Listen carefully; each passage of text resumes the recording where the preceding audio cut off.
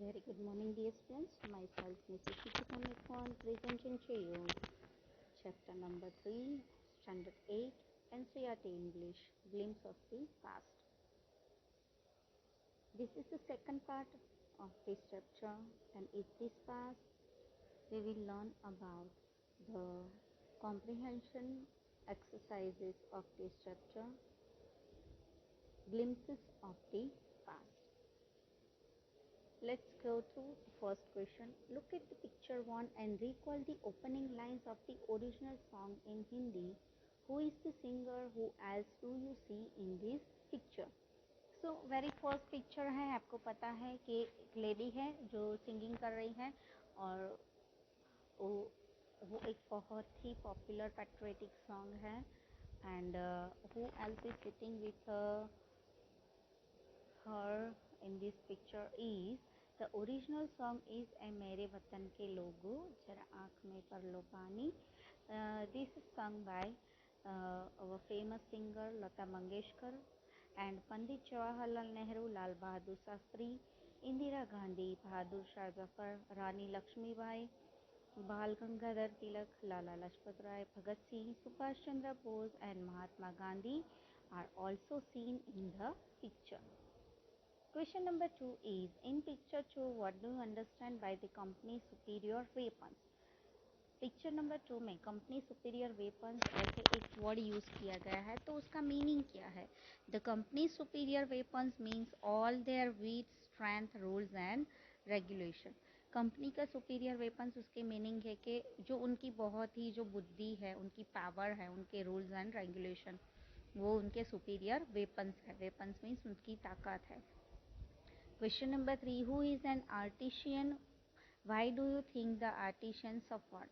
Picture 3 में आप देख सकते हो कि आर्टिशन कौन है और आर्टिशन किस वजह से सफ़र कर रहे हैं.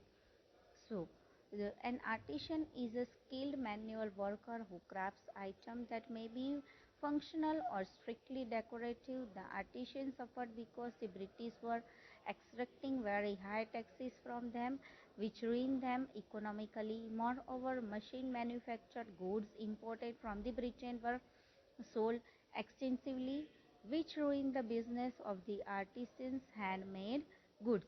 तो आर्टिशन वो पर्सन है जो अपने वर्क से अपनी जो उनकी क्राफ्ट आइटम से जो कमाते हैं और उनकी आइटम बहुत ही फंक्शनल या तो स्ट्रिक्टली डेकोरेटिव होती है.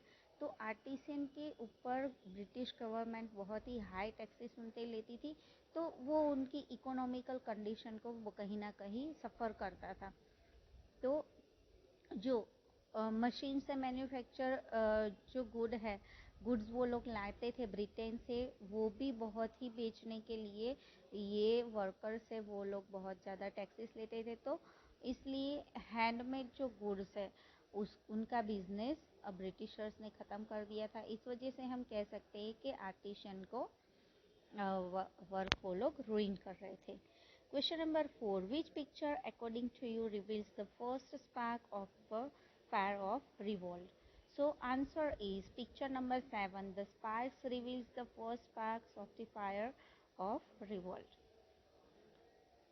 Now answer the following questions. Do you think the Indian princes were short-sighted in their approach to the events of 1757? So क्या हम कह सकते हैं कि इंडियन जो प्रिंसेस है वो शॉर्ट साइटेड थे बिफोर 1757 के युद्ध के पहले? So yes, we can say the Indian princes were short-sighted in their approach to the event of 1757. हाँ, वो short-sighted थे. Then next question is, how did the East India Company subdue the Indian princes? East India company ने Indian princess को क्यों एक side पे लेके उनको उनकी वैल्यू कम कर दी? The Indian princes were constantly at war with each other. They called the English merchants to help them in their fights. The people had no peace due to such constant fight. The rivalries help the East India Company subdue to Indian princes one by one. तो जो Indian princess थे उनको अंदर ही इतनी लड़ाइयाँ चल रही थी और वो लोग अपनी राइवली को, अंदर अंदर की राइवली को ख़त्म करने के लिए इंग्लिश जो मर्चेंट थे, तो बाहर से आए हुए ब्रिटिशर्स जो बिजनेसमैन थे, उनकी हेल्प लेते थे। तो वो लोग के लिए तो बहुत ही अच्छा ही था कि इस वजह से जो इंडियन पीपल है उनकी सुख शांति छीन गई थी, और ईस्ट इंडिया कंपनी ने इस तरीके से इंडियन प्रिंसेस को वन बाय वन डिफीट किया। Next question, quote the words used by Ram Mohan Roy to say that every religion teaches the same principles. तो राजा राम मोहन के जो वर्ड्स हैं कि every religion teaches the same principle, सभी है जो रिलीजन वो एक ही चीज़ सिखाते हैं, तो उसको हम कैसे ये कह सकते हैं कि ट्रूथ है। According to Ram Mohan Roy, cows are of different colors, but color of their milk is the same. Different teachers have different opinion, but the essence of every religion is the same. राजा राम मोहन के द्वारा ये कहना था कि काव भले ही different colour की होती है, रेड, ब्लैक, येलोइश, बट उनके जो मिल्क है वो एक ही कलर का होता है, वाइट। तो उसी तरीके से डिफरेंट टीचर्स है, उनके ओपिनियन अलग अलग हो सकते हैं, बट उनका जो कहना है कि ईश्वर की ओर बढ़ो, आप एक शक्ति हो जाओ, एकजुट हो, तो वो सभी सेम ही है। Next question, in what ways did the British officers exploit Indians? कैसी कैसी तरीके से ब्रिटिश ऑफिसर्स इंडियन को एक्सप्लॉइट करते थे? तो the British officers exploit Indian in many ways. They imposed heavy taxes on Indian farmers and reduced import duty on goods manufactured in England and imported to India. Even they cut the thumbs of expert artisans.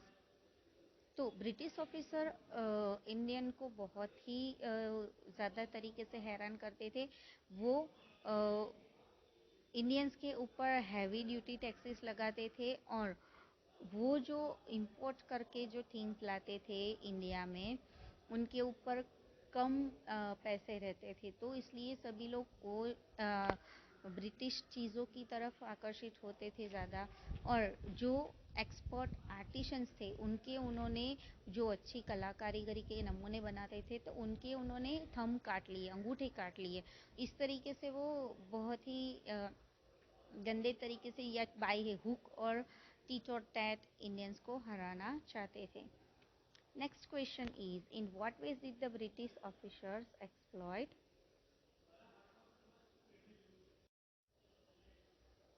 Next question is, name these people. The ruler who fought pitched battles against the British died fighting.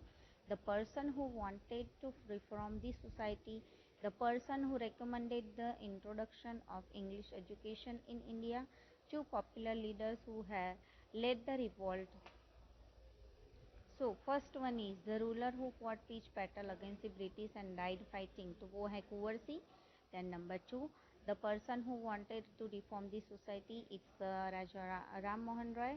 And the person who recommended introduction of English in education of India. तो India के education में English का introduction कराने वाले थे McCoy. And जो popular leader थे जिन्होंने रिवॉल्ट को लीड किया, तो वो है मौलवी अहमदुल्ला ऑफ फैज़ाबाद एंड पेशवा नाना साहिब। तो बच्चों, यहाँ पे हमारी एक एक्सरसाइज ख़त्म होती है। Watch this video carefully. Thank you very much.